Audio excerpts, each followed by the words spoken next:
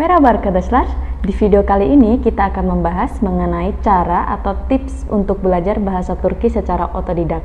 Saya akan memberikan tips berdasarkan apa yang telah saya lakukan. Setiap orang memiliki metodenya masing-masing dalam belajar. Ada sebagian orang yang cocok dengan metode A, namun tidak cocok dengan metode B. Untuk itu, saya akan memberikan tips atau metode belajar apa yang saya terapkan untuk diri saya sendiri. Yang pertama, melalui buku. Jadi, pertama kali saya belajar bahasa Turki adalah melalui buku. Menurut saya lebih bisa memahami karena saya bisa menandai hal-hal apa yang penting dan juga saya bisa mengulanginya kapanpun saya mau. Jadi, ada beberapa buku yang saya gunakan, namun ada dua yang paling sering saya gunakan.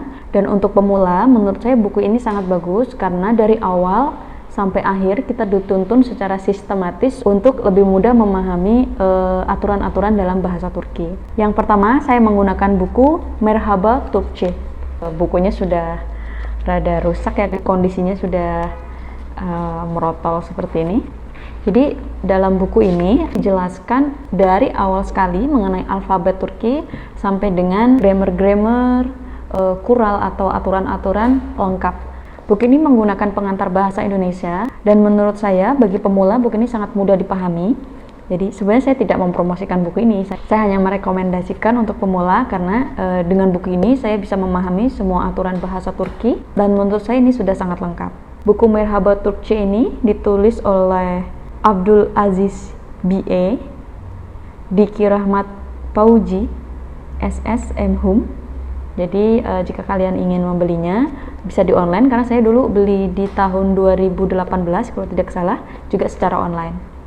Nah, setelah saya belajar aturan-aturan, kemudian kosakata, kemudian grammar melalui buku ini, kemudian saya menggunakan buku yang lain yaitu bahasa Turki sehari-hari. Jadi dalam buku ini lebih ke ungkapan-ungkapan penting dan juga praktiknya dalam kehidupan sehari-hari. Misalkan ketika di restoran kita diberikan satu kalimat yang berkaitan ketika kita berada di rumah sakit, ketika kita berada di kantor dan lain-lainnya. Ini juga menurut saya sangat membantu. Jadi saya merekomendasikan Merhaba Türkçe dan bahasa Turki sehari-hari. Dalam praktiknya selain membaca atau menuliskan apa yang kita pelajari, saya juga seringkali mengulang-ulang apa yang ada di dalam buku ini dan juga saya tandai hal-hal pentingnya. Maaf. Dan juga saya akan menuliskan kosakata-kosakata yang belum saya ketahui dari buku ini. Jadi misalkan saya membaca, kemudian saya menemukan kosakata yang sebelumnya belum saya ketahui, saya akan menuliskannya di buku catatan saya, kemudian saya akan mengingatnya.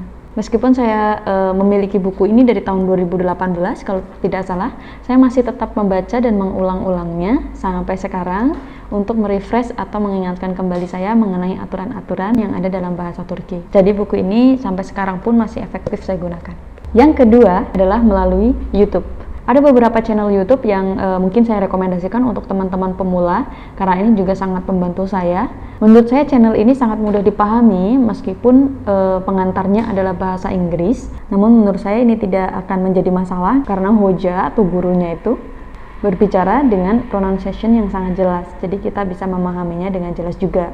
Channel yang pertama adalah turkishclass101.com. Saya juga nanti akan sertakan linknya di deskripsi di bawah. Di channel turkishclass101.com ini banyak sekali segmennya. Saya lebih memilih atau lebih mengikuti salah satu tutor yang menjadi favorit saya karena di turkishclass101.com ini banyak sekali tutor dan salah satu yang paling saya sukai adalah Selin. Nah, Mbak Selin ini di turkishclass101.com pun ada segmen yang dinamakan Turkish Weekly Word. Jadi si Mbak Selin ini tadi menyampaikan kosakata beserta contoh dan penggunaannya dalam kehidupan sehari-hari. Jadi sangat mudah karena beliau itu adalah native speaker atau memang penutur asli dari Turki. Jadi kita lebih tahu, oh ternyata penggunaannya dalam kehidupan sehari-hari adalah seperti ini. Channel yang kedua yang saya rekomendasikan ke teman-teman adalah channel seorang guru bahasa Turki untuk yabancı atau orang asing, yaitu Ali Yılmaz Hoca. Jadi beliau memberikan pelajaran bahasa Turki khusus untuk yabancı atau orang-orang asing yang ingin belajar bahasa Turki. Jadi beliau menggunakan bahasa pengantar bahasa Turki untuk mengajar bahasa Turki. Menurut saya ini masih bisa dipahami atau dimengerti bagi kita pemula karena Ali Yilmaz Hoja ini berbicara atau mengatakan sesuatu dengan tempo atau kecepatan yang lambat. Jadi kita masih mudah memahami dan mengerti apa yang beliau katakan meski dalam bahasa Turki. Dalam channel Ali Yilmaz Hoja pun memberikan variasi segmen seperti hikaye atau cerita. Jadi beliau menceritakan sebuah kisah yang terkenal di Turki dan dari situ kita bisa belajar mengenai kosakata dan lain sebagainya. Kemudian juga beliau sering sekali live, bahkan hampir setiap hari beliau live di YouTube sekitar jam 8 malam kalau di kita. Bagi teman-teman yang mungkin free di jam 8 malam bisa dicek di YouTube-nya Ali Yilmaz Hoja sehingga bisa mengikuti live yang beliau berikan. Jadi tadi 2 channel YouTube yang paling saya rekomendasikan karena 2 channel itu tadi yang membantu saya untuk improve bahasa Turki saya. Jadi saya pelan-pelan bisa mengikuti seperti apa sih penggunaan kalimat A dalam kehidupan, seperti apa sih penggunaan kata A dalam suatu kalimat dan lain sebagainya. Cara selanjutnya adalah tahu kosakata sebanyak mungkin. Jadi kita harus menghafalkan atau tahu kosakata dalam bahasa Turki sebanyak mungkin. Karena akan mustahil kita bisa menyusun kalimat jika kita hanya tahu sedikit mengenai kosakata bahasa Turki.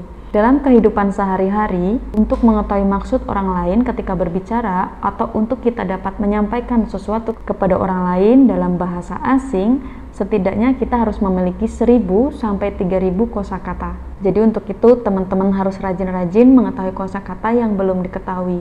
Kalau saya pribadi, saya memulai belajar kosakata dari hal-hal yang ada di sekeliling saya. Misalnya buku, meja, kulkas, laptop, dan lain-lain yang ada di sekitar kita. Kemudian kata kerja pun akan saya hafalkan kata kerja yang sehari-harinya saya lakukan. Misalnya tidur, makan, datang, pergi, dan lain-lain. Dari hal itu saja kita bisa belajar banyak. Saya pribadi, saya selalu mencatat kosakata yang belum pernah saya dengar. Jadi misalkan saya mendengar percakapan dari YouTube, saya selalu akan menuliskan di buku atau setidaknya saya menuliskan di kamus online saya. Jadi di situ saya akan tandai sebagai favorit dan kemudian saya akan mengulanginya untuk menghafalkannya atau memahaminya di kemudian hari. Jadi secara efektif kosakata saya akan bertambah dan itu akan sangat membantu saya dalam berkomunikasi maupun memahami apa yang orang lain sampaikan dalam bahasa Turki. Tips selanjutnya, ketika kita sudah belajar mengenai aturan bahasa Turki, mengenai grammar bahasa Turki, mengenai pola kalimat bahasa Turki, kita juga sudah belajar banyak mengenai kosakata dalam bahasa Turki. Selanjutnya adalah bagian praktek. Nah, bagian praktek ini saya menyarankan teman-teman untuk mencari teman orang Turki langsung untuk prakteknya.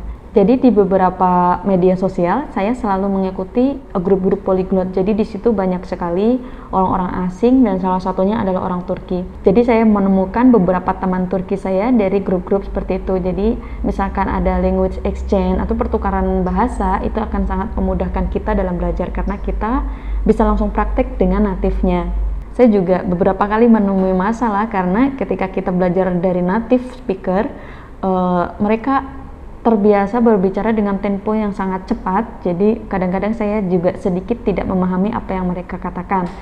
Jadi saya selalu memohon apakah Anda bisa mengulanginya dengan lebih lambat lagi atau dengan tempo yang lebih lambat. Saya selalu seperti itu. Nah, dari situ saya akan terbiasa mendengarkan, saya akan terbiasa merespon apa yang mereka katakan, saya juga akan terbiasa menggunakan kalimat-kalimat yang sebelumnya saya pelajari. Saya akan terbiasa menyusun satu pola kalimat ketika saya akan berbicara dan lain-lain. Dari situ bahasa Turki kita akan lebih baik.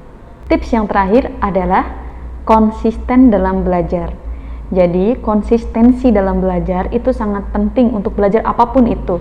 Tidak hanya belajar bahasa Turki, tapi untuk pelajaran apapun itu kita memerlukan konsistensi dalam belajar. Jadi saya rasa percuma ketika kita belajar sesuatu dengan waktu yang sangat panjang, kemudian kita tidak mengulanginya di keesokan hari atau secara berkesinambungan kita tidak mengulanginya, itu menurut saya akan sangat sulit untuk kita lancar dengan cepat. Akan lebih efektif ketika kita belajar dengan cara yang berkesinambungan. Jadi misalkan hari ini kita belajar hanya 5 menit, tidak apa-apa, 5 menit pun tidak apa-apa, yang penting esok harinya kita ulangi, 5 menit lagi, esok harinya mungkin kita ulangi dengan penambahan waktu 10 menit, tapi kita mengulanginya terus. Jadi tidak harus belajar langsung 3 jam, besoknya kita tidak belajar. Kita belajar 5 jam, kemudian besoknya kita tidak mengulanginya, itu tidak efektif. Lebih baik belajar 5 menit, tapi diulang secara berkesinambungan. Jadi kalau saya, karena saya dari pagi sampai sore saya bekerja, jadi saya lebih memilih untuk mengulangi apa yang telah saya pelajari itu di malam hari sebelum tidur,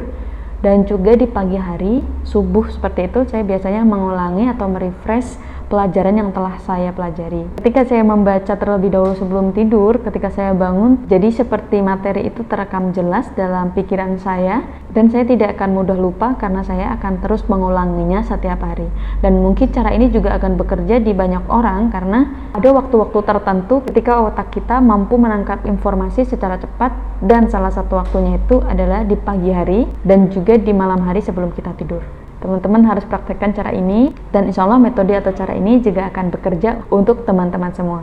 Lalu di beberapa tips tadi, kenapa saya tidak memasukkan untuk belajar melalui film atau melalui musik?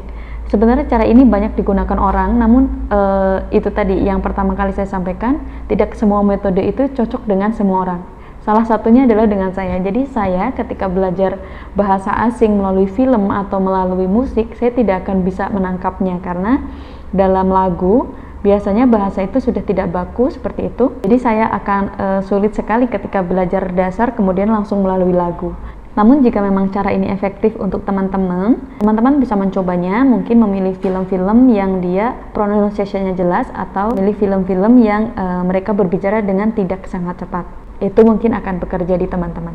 Demikian tips belajar bahasa Turki secara otodidak yang bisa saya sampaikan, dan ini pure dari pengalaman saya. Mungkin metode ini cocok untuk saya, namun belum cocok untuk teman-teman sekalian, tidak apa. Tapi teman-teman harus banyak explore, harus banyak observasi metode apa yang paling cocok untuk teman-teman semua. Dan yang paling penting adalah konsistensi belajar. Itu saja, jangan lupa subscribe, komen, dan juga like. Guru Surus!